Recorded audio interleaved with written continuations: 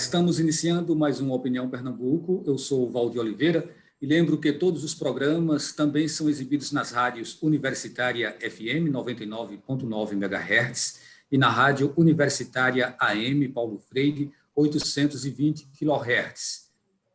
Nas rádios, o horário do programa é 8h30 da manhã, de segunda a sexta. A cada dia aumenta a ansiedade dos brasileiros para receberem a vacinação contra a Covid-19. Existe um regulamento que estabelece as prioridades. São grupos e fases diferentes que precisam ser seguidas, mas a população, no momento, continua ainda com muitas dúvidas em relação a esses critérios. Para falar sobre este assunto, nós recebemos hoje aqui no Opinião Pernambuco o George Dimec, que é epidemiologista, diretor do Núcleo de Vigilância e Resposta às Emergências em Saúde Pública da Secretaria Estadual de Saúde, e Heloísa Ramos Lacerda, que é infectologista do Hospital Universitário Oswaldo Cruz. Bem, sejam bem-vindos, seja bem-vinda, doutora, seja bem-vindo, doutor. Em que momento, em que fase nós nos encontramos hoje, de acordo com a orientação da Secretaria Estadual da Saúde para a vacinação contra a Covid? Doutor George Dimec. Boa tarde a todos. Estamos no momento em que foram incluídas as pessoas com comorbidade, né? Tivemos um momento, ele foi pautado de acordo com a vulnerabilidade. Então, o primeiro grupo foram os profissionais da linha de frente e as pessoas com mais de 60 anos, né? Claro, vindo de 80, 70, 60. Depois houve a inclusão de outras categorias, e agora, usando os grupos de maior risco, né, que são as pessoas com mais idade e as pessoas com comorbidade, iniciou-se a vacinação de comorbidade e gestantes e puérperas, na verdade. Ok. Ao longo do programa, a gente vai trazer mais informações sobre cada um desses grupos e fases, e aí para entender, inclusive, a relação que isso existe no que se refere, no que concerne ao risco, né, até onde uma determinada fase, ela pode ter a doença potencializada. E a gente começaria agora pelas pessoas mais idosas, doutora Heloísa Ramos. O que leva essas pessoas a estarem mais fragilizadas? Por que elas estão no topo da lista? Bem, Valdir, veja, cada doença tem grupos de risco ou grupos preferenciais, tá? Os idosos, desde o início, foi muito visível o risco de adoecimento e de doença grave e de mortalidade.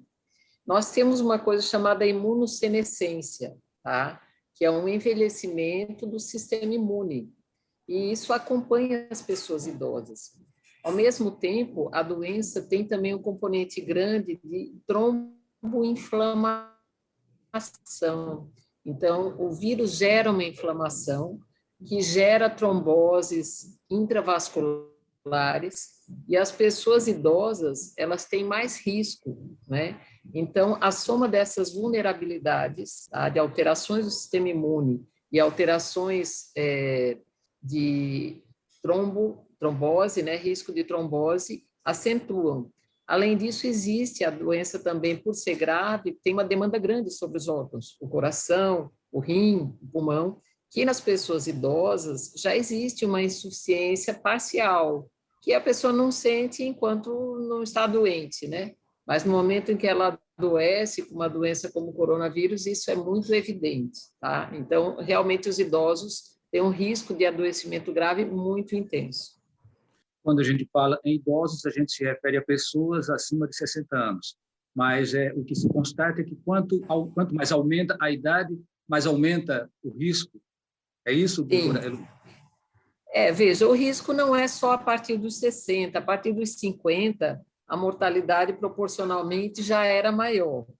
Claro que agora a gente tem uma juvenização, né? Quer dizer, os jovens estão se tornando também vítimas, mas isso provavelmente decorre de uma mudança pós-vacina, proteção, né? Então, esses grupos, eles se expõem mais, vão ao trabalho, etc., se sentem mais invulneráveis, né? Menos frágeis. Então, a gente tem uma mudança, mas, na verdade, quanto mais idoso, sim, quanto mais idoso, maior o risco de desfecho ruim, que a gente chama, né? Jorge, dentro do grupo de idosos prioritários, tem aí um segmento que é o dos idosos institucionalizados. Esse grupo, inclusive, recebeu uma atenção muito especial, né, porque são as pessoas que estão em instituições, em abrigos. Gostaria que falasse um pouquinho sobre isso e qual é hoje a situação. Esse contingente ele é muito elevado. O que aconteceu, por exemplo, depois que essas pessoas começaram a tomar a vacina? Então, os idosos institucionalizados, eles são um grupo mais vulnerável, né, de idosos, porque eles vivem no coletivo, né? Então, qualquer grupo institucionalizado, seja idoso, seja criança, seja até a questão das pessoas privadas de liberdade, eles estão juntos e aí a circulação de pessoas, de visitantes, a circulação de cuidadores, você coloca um coletivo de pessoas mais vulneráveis exposta aos vírus, inclusive ao coronavírus, o da gripe também, e daí a importância deles serem vacinados. O que acontece? Esse tipo de população ele não é registrada por censo. Então, o que aconteceu aqui em Pernambuco foi que o número que se tinha registrado foi bem inferior do que o que existe, na verdade. À medida que a vacinação abriu as portas para esse grupo, se viu que tinha 500% a mais, a porcentagem bem maior do que estimado. Mas aí todos, inclusive, foram vacinados. É um dos grupos que tem melhor cobertura vacinal, pela sua suscetibilidade. Doutora Heloísa, dentro dos grupos de comorbidade, que está logo no topo também dessa relação, né? Depois dos idosos, a gente tem aí as comorbidades. Alguns grupos, eles apresentam problemas que são mais riscos potenciais, mas não necessariamente riscos de saúde, como, por exemplo, pessoal de segurança, professores, e a gente deve falar ainda sobre isso ao longo do programa. Mas agora eu gostaria de me concentrar um pouco mais nessa questão mesmo das comorbidades. Até que ponto, né, o que já existe de concreto em termos de pesquisas que indicam que pessoas com comorbidade elas podem estar mais suscetíveis à forma grave da Covid-19? Existem vários estudos que mostram diferenças entre esses grupos de pessoas, comparando pessoas com a doença, por exemplo, com diabetes, e pessoas sem diabetes, pessoas com obesidade mórbida e pessoas sem obesidade mórbida. E já se viu que existe um aumento de mortalidade, não só de casos graves, mas também de mortalidade. É interessante, por exemplo, os obesos, o que acontece? O vírus ele tem um tropismo pelo tecido gorduroso, né? O tecido gorduroso alberga maior quantidade de vírus, o processo inflamatório é maior, e, além disso, essas pessoas têm mais tendência a ter tromboses, né? A trombogênese é maior. Então, o obeso, a gente percebe bem, aquele que tem esteatose hepática, que é a gordura no fígado e tal, né? Eles têm uma tendência a formas graves de doença. Isso se percebeu mais nos Estados Unidos. Foi interessante, porque certamente lá eles têm uma população com obesidade mais marcada, né? Mais intensa. Inclusive, eles começaram a ver a diferença de mortalidade entre pessoas de Nova York e de Nova Orleans. E viram que morria mais gente em Nova Orleans, local onde tem mais obesos. Então, essas comparações, né, de formas graves de mortalidade foi mostrando quem eram as pessoas mais suscetíveis, tá? Então, isso chama a atenção. Jorge, você levantou a mão, gostaria de falar? Está com você a palavra. A gente observa, assim, nas análises aqui, observa um grupo de maior risco, homens em relação às mulheres, idosos em relação aos mais jovens, a população negra em relação à população não negra. Quando a gente avalia que processos estarão ligados a esse aumento ou diminuição de risco, no final, sempre ele se caracteriza pelas comorbidades. Então, a COVID, desde os primeiros artigos lá na China, se observou que um dos mecanismos, ela tem vários mecanismos, a professora falou da trombose e de outros, mas um dos mecanismos é o da angiotensina.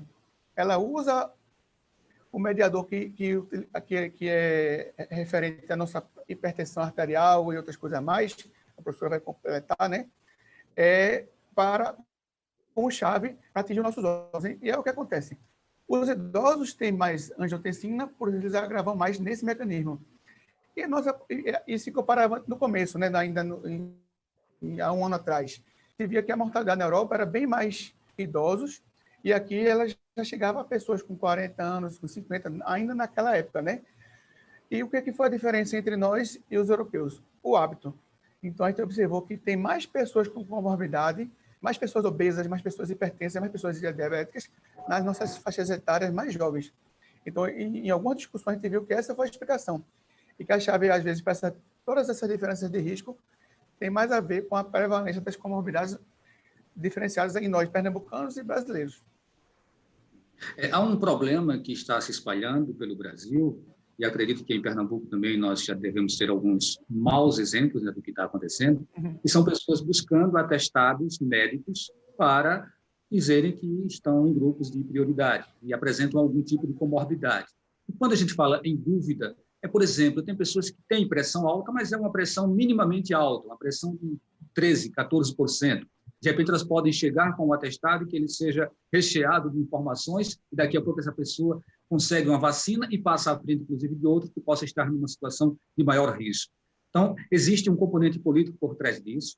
Como o Jorge falou agora, a gente começa um pouquinho com a doutora Heloísa para ela dar um posicionamento sobre isso e, na volta, a gente passa essa mesma pergunta para você. Tá certo, Jorge? Então, vamos para a doutora Heloísa.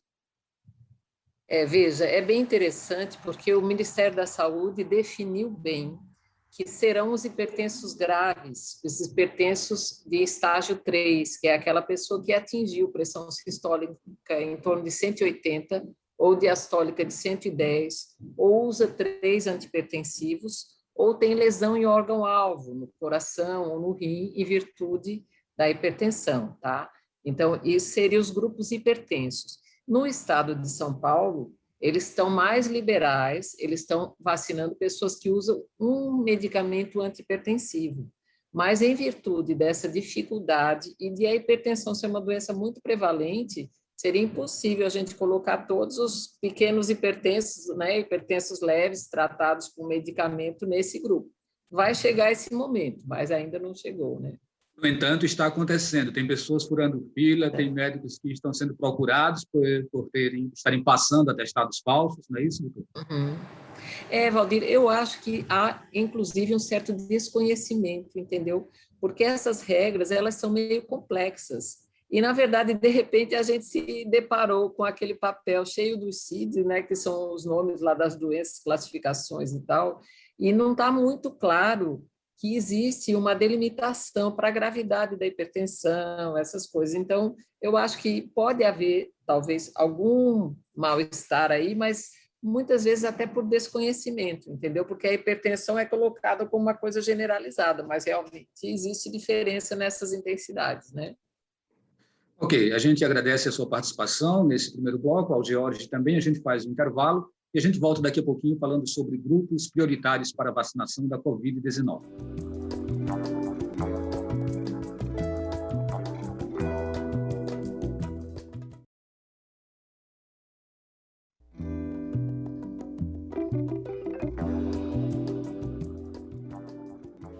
Estamos de volta com o programa Opinião Pernambuco, falando sobre grupos prioritários para a vacinação contra a Covid-19. Lembrando que eu sou o Valdir Oliveira e os programas Opinião Pernambuco também são exibidos nas rádios Universitária AM e FM, no horário das 8h30 da manhã, de segunda a sexta, a FM 99.9 e a AM 820 kHz. Bem, a gente está conversando com o George Dimec, que é epidemiologista, diretor do Núcleo de Vigilância e Resposta às Emergências em Saúde Pública da Secretaria Estadual de Saúde, e Heloísa Ramos Lacerda, infectologista do Hospital Universitário Oswaldo Cruz. A gente falava, George, no final do primeiro bloco, sobre o fato de algumas pessoas elas terem um grau muito leve de comorbidade e estarem buscando o atestado médico. E também de pessoas que estão, inclusive, falsificando esses atestados para poderem ser vacinadas logo. Como que a Secretaria está acompanhando isso? O que é que existe de real hoje em Pernambuco? Então, conforme a doutora Heloísa ela falou no final do último bloco, tem uma questão de comunicação, né? Então, existe uma diferença entre ter asma e asma grave, entre ter hipertensão e uma hipertensão descompensada, uma hipertensão grave. E aí é o trabalho melhor dessa comunicação, né? Então, assim, muita gente que está indo lá, ela se tem autoconsciência de que tem hipertensão, tem diabetes, que tem asma, mas não tem a consciência desse limite entre um e outro, né?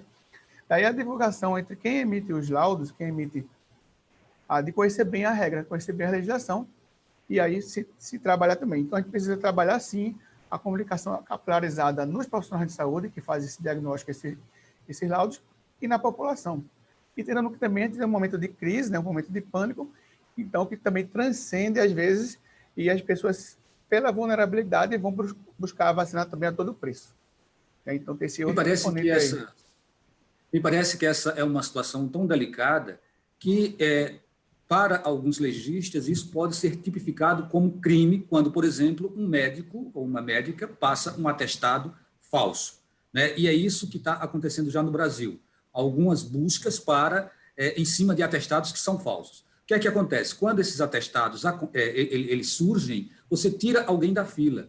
Eu conversei com pessoas de 58, 59 anos e disseram, não sei mais quando vou ser vacinado, porque essa fila agora das pessoas com comorbidade está tão frouxa, está tão indefinida, que a gente perde agora a noção de quando que vai chegar a nossa vez. Principalmente numa situação em que nos encontramos num Brasil sem vacinas, num Brasil com uma política pública completamente esfacelada na questão do fornecimento de vacinas. Então, o que a Secretaria de Saúde, de fato, ela pode fazer para que os próximos grupos, as próximas fases, elas sejam contempladas da melhor maneira?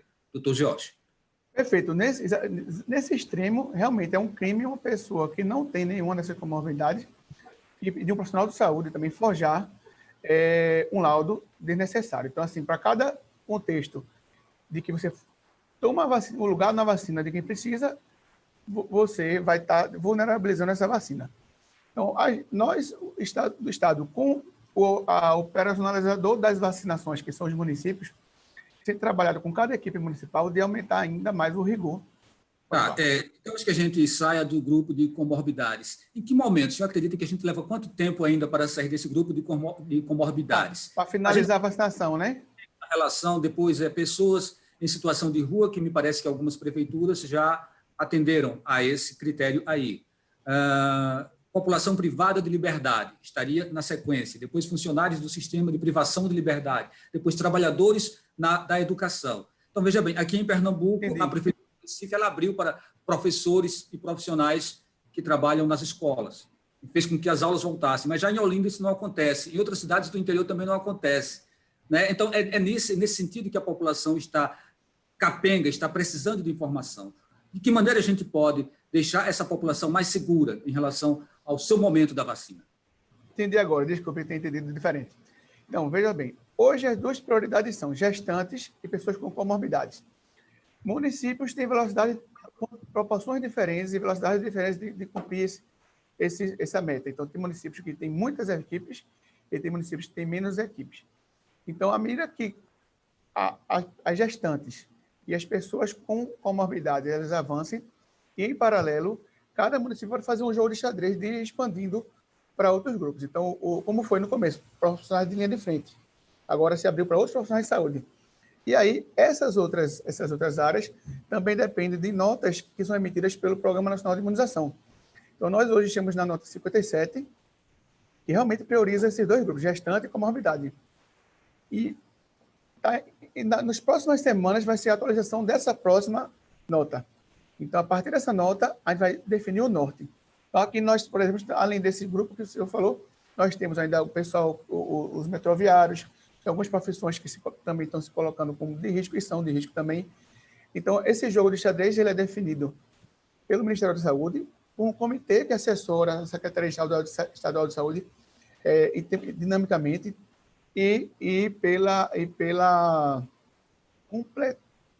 por completar os grupos. Então hoje a prioridade é comorbidade e gestante.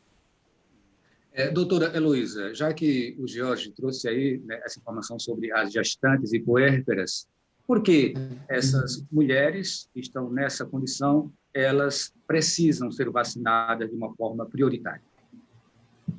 Veja, primeiro por ser um momento passageiro, né? Quer dizer, existe uma data para início e fim aí dessa gestação e puerpério, que seria os 45 dias depois do parto. E segundo, porque no início se achava que elas não eram de risco, que não havia um maior prejuízo para essas pessoas. Entretanto, a gente tem tido uma mortalidade aumentada de gestantes, bebês natimortos, né? E também no puerpério. Nós mesmos temos uma funcionária na UTI do Hospital Esperança que ela, no puerpério, não adquiriu no hospital, ela já estava de licença, ela teve que ser entubada 2 vezes e ficou ainda com a lesão de traqueia posterior, muito grave. E ela era bem jovem, 30 anos. Então, isso é uma realidade que começou a acontecer no mundo, né? O Center for Disease Control dos Estados Unidos notificou que havia um número maior de gestantes adoecendo do que o habitual, e depois a gente começou a perceber isso no Brasil também, à medida que a idade começou a ser mais jovem. Então, a gente tem urgência de fazer isso mesmo, tá? Com esse número enorme de casos. Às vezes, a gestante é até assintomática, ela não sente nada, perde o bebê, eu vi um caso, perdeu no 8º mês o bebê, e só deu positivo o coronavírus, na mãe, que era assintomática, no bebê e no líquido amniótico. Então, assim, a gente sabe que tem risco. Quando se traz uma fase que se chama de pessoas com deficiência permanente grave, a gente sabe que tem pessoas que têm deficiência, são pessoas com deficiência, por exemplo, você pode ser cadeirante, mas não ter uma saúde muito comprometida no quadro geral, né? Eu penso que seja mais ou menos assim. E você tem quadros como, por exemplo, uma pessoa que tem uma deficiência e que é permanente, como síndrome de Down, como autismo, e que, inclusive, passaram também a ser vacinados agora nesse momento. Gostaria que a senhora falasse um pouquinho sobre isso. Como é que se estabelece essa regra? Como é que se identifica o que é realmente merecedor da vacina de uma forma prioritária ou não? Veja, não é muito simples, mas as pessoas que têm uma debilidade neurológica, elas são mais suscetíveis. Normalmente, por exemplo, quem tem síndrome de Down tem uma imunodeficiência. Essas pessoas, em geral, elas têm uma sobrevida mais curta, elas não vivem ao mesmo tempo de vida que as pessoas que não têm a síndrome de Down. Inclusive, elas vêm a ter infecções graves ao longo da vida. Então, elas têm, junto com a síndrome, a imunodeficiência também para infecções, tá? Outras pessoas, às vezes, têm alterações muito severas, sequelas de AVC, outras alterações que também são importantes. Mas, assim, então, quadros neurológicos muitas vezes são acompanhados de alterações de imunidade já desde o nascimento. Voltando para você, George, como que as pessoas podem e devem fazer para comprovar o seu momento, para comprovar que estão, por exemplo, num grupo de comorbidade? E a outra pergunta que eu acrescentaria a gente falou aqui na hipertensão, diabetes estaria também dentro desse quadro? Sim, então, a comprovação é simples. Então, vai desde do serviço de saúde, que já acompanha aquele profissional de saúde, né? aquela pessoa, o próprio médico que ela procura, prescrever um prontuário, ou então o uso de receitas que mostram nos últimos meses que ela faz uso contínuo de medicações vinculadas a essas comorbidades, ele já fechou isso. Agora, fica a questão da gravidade. Muitas pessoas vão atrás do atestado de asma, por exemplo, e esquece que tem que ser asma grave. Então, qualquer serviço público que tenha um CNES, que é um cadastro, né, e até privado também, ele tem validade para essa comprovação. Então, não é um fluxo muito confuso, é um fluxo que já tem na rotina. E o diabetes está assim incluído. A receita do médico, ela é suficiente? Precisa de um atestado? Existe alguma junta? Passa por alguma fiscalização, por algum monitoramento do Estado ou da Prefeitura para que não aconteça exatamente o fura-fila? A diabetes é, sim, uma comorbidade considerada.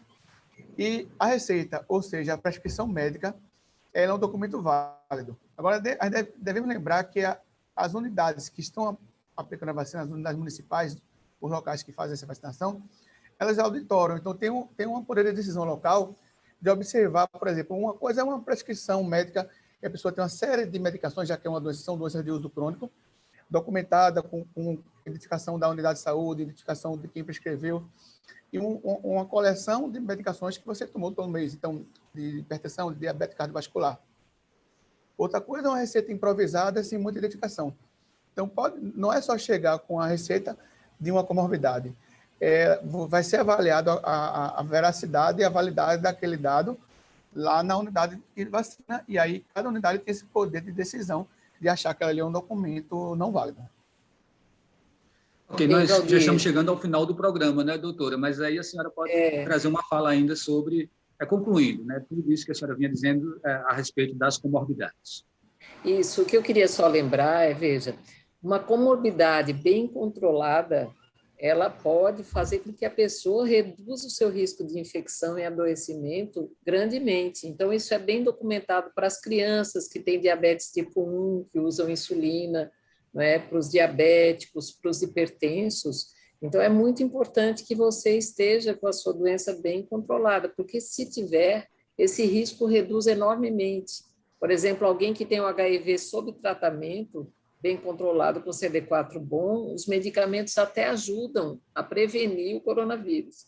Então, isso é uma coisa que a gente também deve lembrar, né? Não é só como fazer o atestado, mas também como se cuidar, né? Ok. O ideal é que nós chegássemos logo a concluir todas as pessoas que se encontram dentro desses grupos prioritários para atender a população de uma forma mais horizontal. Lamentavelmente, aqui no Brasil, a distribuição da vacina ela está realmente num processo muito lento, está muito atrasado. Então, vamos todos ficar numa expectativa de que as coisas mudem e que todo mundo possa ser contemplado, possa ser beneficiado com a vacina. Eu sou o Valdir Oliveira, acabei de conversar com George Dimec, epidemiologista, diretor do Núcleo de Vigilância e Resposta às Emergências em Saúde Pública da Secretaria Estadual da Saúde, e a Heloísa Ramos Lacerda, infectologista do Hospital Universitário Oswaldo Cruz. O nosso muito obrigado e até um próximo programa.